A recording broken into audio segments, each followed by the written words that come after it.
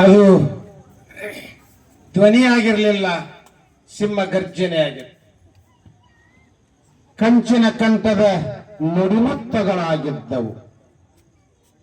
ಅದಕ್ಕೆ ಬಾಬಾರು ಗುರುಗಳು ಹೇಳಿದ ನುಡಿಮುತ್ತಿನ ಪ್ರಕಾರ ನಮ್ಮ ಇಕ್ಬಾಲ್ ಸರ್ ಅದರ ಒಂದು ಆಶ್ರಮಕ್ಕೆ ಬಂದರು.